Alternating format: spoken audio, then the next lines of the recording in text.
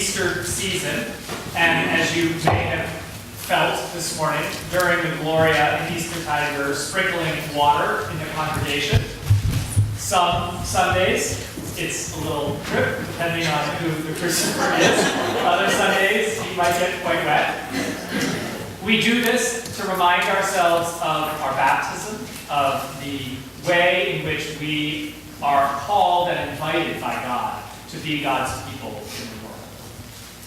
In the Episcopal Church, baptism is centered around these 5 baptismal promises that we make. I actually have a green stole, I should have worn it this morning, that has the baptismal promises in thread sewn into them.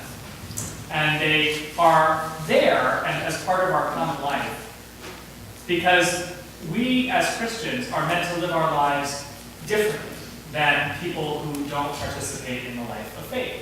It's not that there can't be any overlap, but we choose to be a particular way in this world.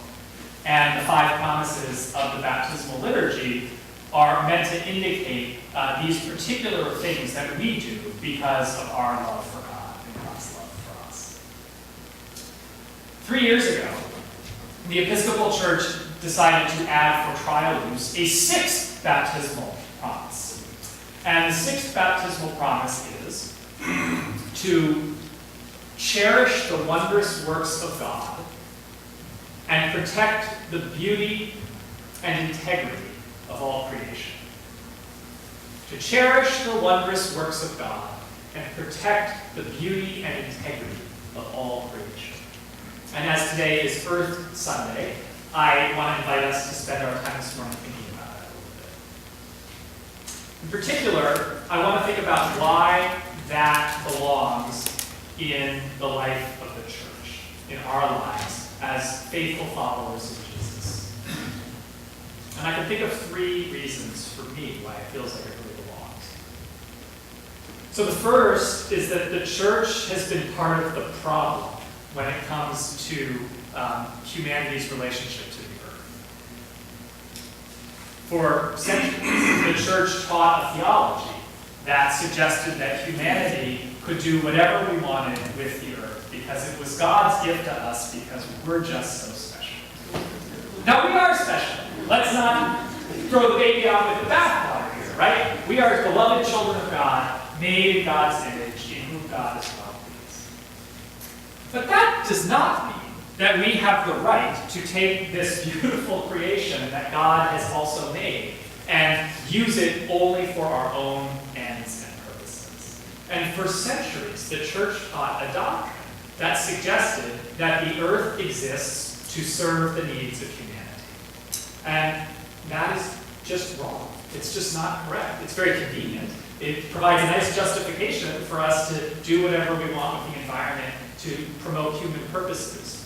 But it's not the truth of the fact that we are part of creation, just as every other part of creation is beloved and made by God. Just because we might have been made on the 7th metaphorical day instead of the 3rd metaphorical day doesn't make us any more privileged in our right to consume the rest of God's creation for our own needs. Recently, certainly in the last 10 years, but really in the last 30 or 40 years, there's been much better theology that's started to be written within the Christian church about how we are called to see ourselves as part of the web of creation, not as the masters or overseers of creation. Not even necessarily as the stewards of creation, but as part of the creative order, so that we too fit within the rhythms of dying and rising that are part of everything that we see around us. Just give it a few more weeks, you'll see it in the dark. So the second reason why this baptismal promise fits in with our life as people of faith is that change is hard. I am really bad at behavioral change, okay? And that's what's called for here in terms of living out this vow, to not just cherish God's beautiful creation, but to protect it. I do okay with forming an intention, right? You know what I'm supposed to do. And I even do okay putting those intentions into action, right? Let's take a first step. But I get distracted. I get bored. I start to lose a sense of purpose around what I'm doing and why I'm doing it. And the other things I'd rather be doing, those voices start to get louder. And the voice of my intention gets cracked out. So I might make it from intention to action, but I have a lot harder time making it from action to habit. And even harder from habit to lifestyle change, right? Shorthand for 4 steps on the change journey, okay? So as individuals, we might do a good job of forming a good intention. And in heretofore, the church has pretty much said, we're going to help you form good intentions. Good luck with that, living God. No longer. And no longer when it comes especially to protecting our earth and working on climate change. These are very, very challenging things that need to be addressed. And the changes that are required are large. And they're both individual changes in how you and I live our lives, how we consume, how we move around our environment, how we find meaning and beauty and purpose as being part of the created order. And they're social. You know, how do our governments and our nations and our international community make better choices to care for and protect this fragile earth, our island home? So in November, your green team, which is the ministry of our church, had a meeting, and we all decided that we were going to spend a few months trying to make a lifestyle change related to being in some way more sustainable. So we all went around the room and we named something. I see a few of the people here. I'm not going to make you stand up and say what you named. I decided I would not eat meat on Mondays because meat is not as globally sustainable a form of nourishment as plants and vegetables and such. So that was my thing. And we decided that we were going to try to keep a journal recording our thoughts and experiences of how that change process went. This was really helpful for me. If I hadn't had to keep the journal, if I didn't know I was going to have to show the journal to the green team, I wouldn't have made it even 2 weeks. So I made it 12 weeks. My journal entries were short. Yay, I remembered! Forgot, had to eat this Tuesday instead. Really needed a hamburger. Remembered St. Augustine and sinned boldly.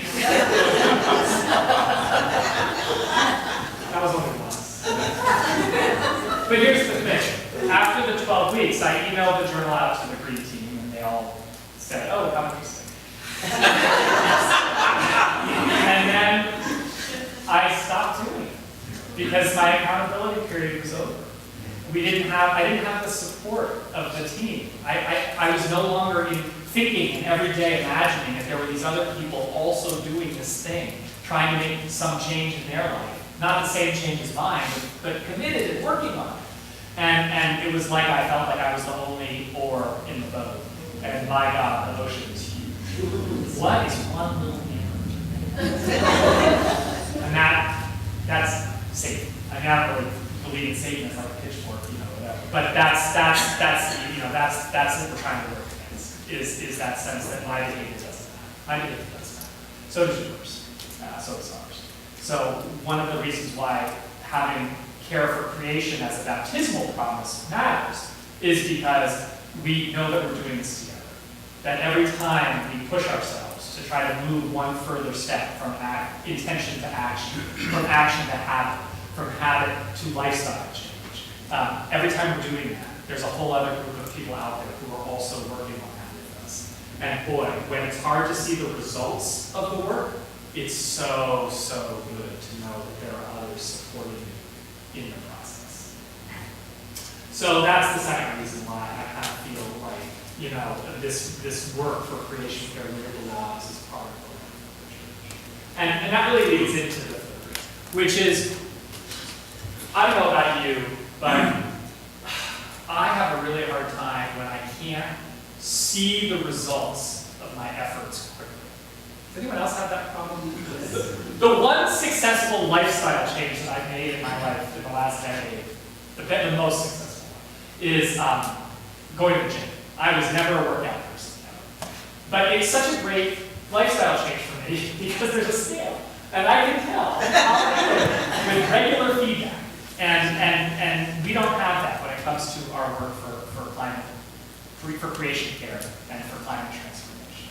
And so, we need to remember the gifts of God that sustain us even when we can't see the end result. And we're not going to see the end result right away. That's why this is so challenging. So I just invite you to think about this sixth promise. Will you cherish the wondrous works of God? Will you protect the beauty and the integrity of all creation? How will you do that? What intention can you form today?